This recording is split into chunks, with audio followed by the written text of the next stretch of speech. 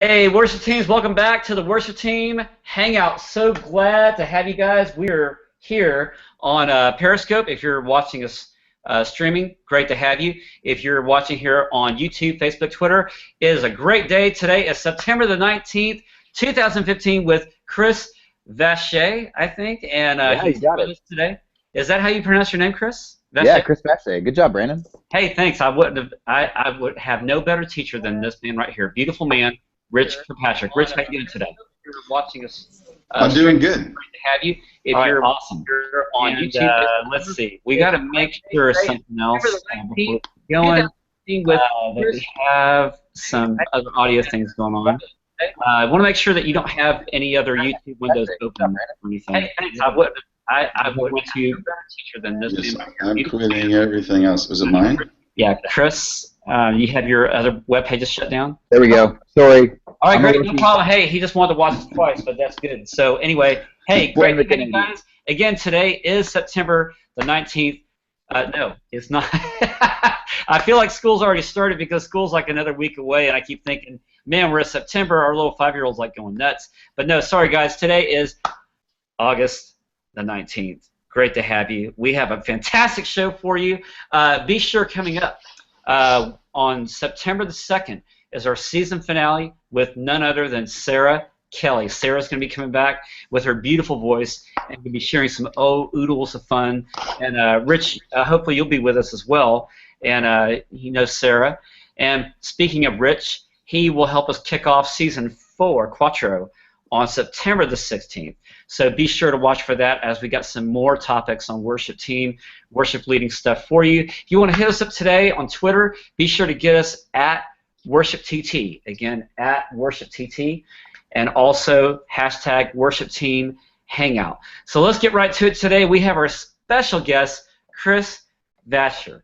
And Chris and I have been talking for quite a while, but it's just only been recent that we met today, actually, just like 10 minutes ago, face to face. But it's awesome to have him. He's an awesome dude from Canada, and we won't hold that against him. By the way, your campaign ads for presidential races are very funny. You have a guy that's like flying through the air, and then he like, what is it? He comes down and he slays a dragon. You know? Well, first of all, we don't have a president. We have a prime minister. A parliament, yes. You know, and there's all this. We have this love-hate relationship with our leaders, a lot like you do in the States, and so we're in a very long campaign. Not as long as yours is, but hey, we just have hair to pay. oh man, it's fun watching what's happening down there. I'll say that much. Yeah, That's I bet you have fun with it. That's awesome. All right, so let me get back to who Chris is because we want to hear much more of him. Awesome dude. Chris Vacher is the creative arts pastor for C4 Church just outside of Toronto, helping people express their passionate celebration of Jesus and developing worship leaders who do the same. Along with his focus on his local ministry, Chris has been writing his blog, chrisfromcanada.com, since 2007. If you haven't checked out the site, you've got to. If you're a worship leader, he's got some great material of resources and ideas for creative leaders around the world. Chris and his wife, Sonia, have been married since 2003, and they have 4 kids. Check this out now. Wait for it. 2 dogs. That's not it. A cat. That's not the best part. 16 chickens who live on their property. Check them out at 16chickens.com, and also check out really chrisfromcanada.com, and also social media, Twitter at Chris from Canada. Everybody, please welcome Chris Vacher. How you doing today, Chris? Thanks, Brandon. It's it's great to talk to you. Great to connect. Thankful for what you do with worship team training. I'm glad that Rich is here because everything is better when you got some California. Yeah. And, no, it's just great to chat. Really love the opportunity. Thanks, man. Awesome. You bet. You bet. And our speaking of our special co-host here, Rich, how are you doing today? Good to see you. I'm doing good today, and people don't realize how cool Canada is here in America. I mean, Chris is proof of that. It is quite cool. Yeah, I'm doing good. I'm tired though because we got a new puppy, and It's like having an infant, and I'm a little older now, so I haven't had a little baby for a long time. So wow, so I'm a little tired. You look a little saggy behind the mustache. Yeah, mustache is pulling everything down, man. That's right. I guess I was saying to Rich earlier, it's like, and Chris, it's like his mustache gets wider each episode. You know, I think we're going to have like a panoramic view on the screen next time, and you'll be competing with Timmons because Timmons kind of does this, and yours does this. Coast to coast, baby. The Stash Coast with the most. Hey, it's great to have you guys today. We're going to be talking well, actually, before we get into that, last week we were talking about, are your songs good enough? Again, with this pretty man right here, Rich, and we were talking about the songs that we pick in the church as far as knowing our church gives us more insight to knowing songs and how to select them for the church to sing and worship. Well, we want to take that a step further today about the partnership between the senior pastor and the worship leader, because by knowing our people, not only through song, but we know how to lead them by our leadership, and that's paramount between that relationship. And so that power of partnership is present among our worship leadership, and I mean the senior pastor, the worship leader, and the team, because that's the one time and place that the church sees us all on one day at one time. And when the church sees that type of leadership, they are more inclined, or could they be less inclined, to worship. In other words, if you're at odds with your pastor, or pastor, if you're at odds with your worship leader, how is that coming across in your worship service? Or if you guys are a unified front, how does that encourage your church to worship? So the first question, our first goes to Chris. And Chris, tell us right here, does worship leading fall only on the worship leader? I mean, the short answer would be no. Okay. And there's the obvious take on it. But I think the question is like, who does it fall on? Who does have responsibility for worship? So I think as a worship leader, a worship pastor, you certainly do a part of the responsibility. Let's not take away the duty that you have as a worship leader to be doing that for your congregation and with your people. I think I would say senior pastors certainly do, and we've all been parts of churches or worship services or church cultures where the senior pastor has been maybe much more exuberant and passionate about their worship. We've probably all been places where the senior pastor was much less exuberant, or maybe not even present at all. I've seen places like that. Yeah. And my experience has been that the people who are gathered in the service, they take their cues much more from the senior leader than the worship leader. And so to have a worship leader, a worship pastor who's doing everything he can to kind of, encourage participation, invite participation, if the senior pastor, I'm just talking about in the moment of the service, if the senior pastor is arms crossed, not really paying attention, at least not responding to the invitation from the worship leader, the people are going to take their cues much more from him, and so much more than that if the senior pastor isn't present in worship when it's happening. Right. But I do think certainly the worship leader does have a large role to play, a big part of the responsibility, but no, not only on that person. Good. Rich, what's your thought?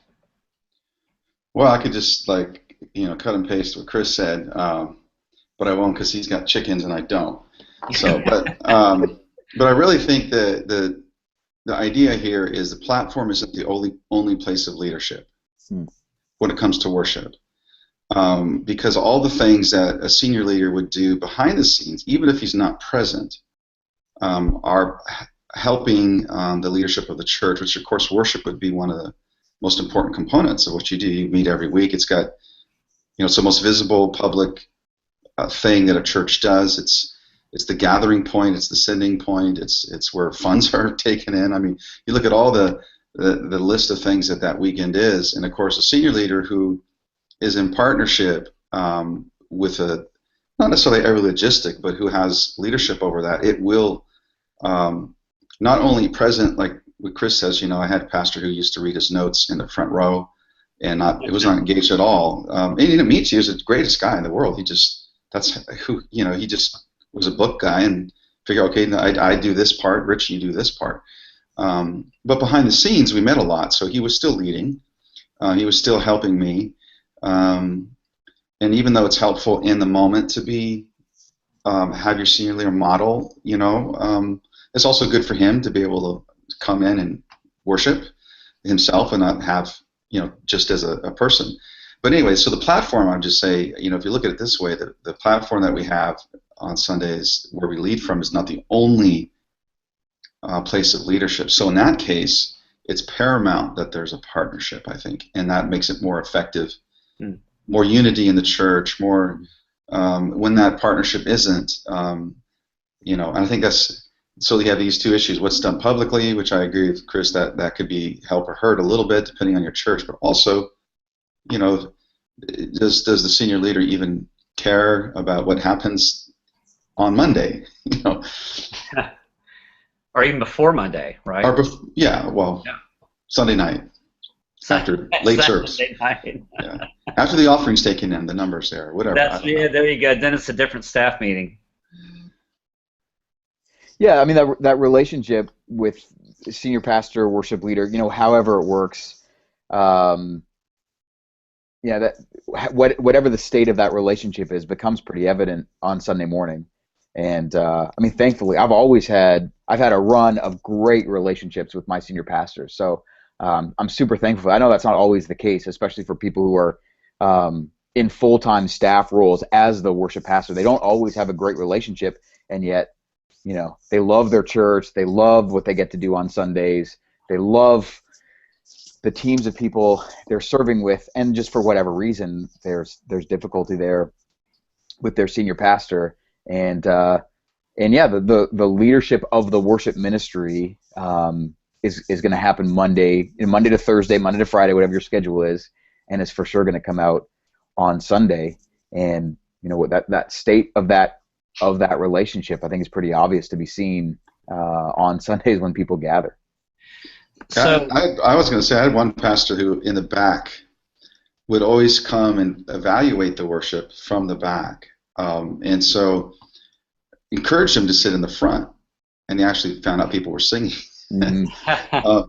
But the point was, obviously part of leadership's evaluation and critique and all that, and sometimes us worship leaders have to get over that because, that's what leadership is about. It's about the direction of things. And so anyway, encouraging that to happen was interesting to see that result that, if I'm in the front, then maybe, I can hear what's going on or see there's a different vantage points and, right. Anyway. Right. Good. Yeah. So how can pastors better partner with their worship leaders or vice versa? Chris? Or yeah, for instance, maybe tell us also about the relationship you have with your pastor. Yeah, with the church that I'm at, I've been here a year and a half, which is, that's a long time for some people. That's a really short time for some people. In a lot of ways, I'm still getting to know my senior pastor. We actually have our lead pastor split into two. We sort of have our senior pastor who leads all of our staff and kind of leads the operations of our church. And we have our preaching pastor who's sort of one of the faces on Sunday morning. And so I report kind of to both of them. It's a unique situation. It works great. It's fantastic. And so I would say, in their relationship outside of just the function of making Sundays happen is so key, is so important. Our preaching pastor just got back. He was on holidays for 3 weeks. So I came in the office and we had a conversation just about his holidays. How did it go? How's your family? What did you get some time to just rest and relax? What did you guys do for fun? Rather than jumping right to, hey, here's what you missed the last 3 weeks, and I've got 12 questions for you, and we really got to figure this out. To work on both sides, to work from both sides on developing a relationship outside of just making Sunday happen, and that is not always easy. There are some senior pastors that, if they were really pressed on the issue, they actually don't want relationship with their staff, right? Or they do, and they just don't know how to do it. It doesn't mean they're bad people. It doesn't mean that it's a bad fit. It doesn't mean that you're enemies.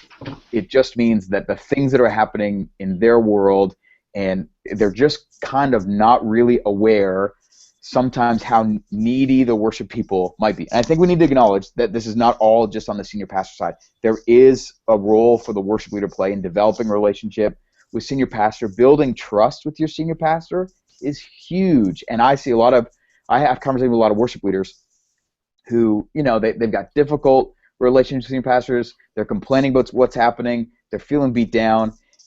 And when you get into it, they really haven't over time built trust with their senior pastor. And it might be out of conflict. It might be, I don't like what the senior pastor is doing. It might be, I haven't really delivered on what the senior pastor has been looking for. But for whatever reason, there just isn't a track record of trust. Okay. And the worship leader can't sort of jump away from the responsibility. It's a two-sided thing. We have to lead up in some places and lead well into a relationship with our senior pastors. Yeah. The senior pastor really is, it's his or her flock. They're the shepherd. We're all shepherds. We are all in pastoral ministry. But there's something about the senior pastor sort of invited the worship leader, the worship pastor, whatever your role, invited you to share in the shepherding of the flock that they've been called to shepherd. And so we really are, secondary leaders in a sense. And so it's not all on the senior leader. The worship leader can do that, build trust, build relationship, initiate some of that kind of one-on-one community. I get that it's hard. It's difficult. Senior leaders are not always the warm, fuzzy kind. Some of them are, and that's easy to build a relationship with them, but not all of them are like that. Right. So we have like a minute left. Real quick, tell us, how does partnership equal participation? Would that be Chris? Come on. Yeah, that would be Chris. Okay, Rich, hold on. How does partnership equal? I think. Go ahead, Rich. Well, I agree with Chris says. Brilliant that you have to build trust, and that's really where the partnership comes. One, the roles have to be defined so that you know what the level of the partnership is.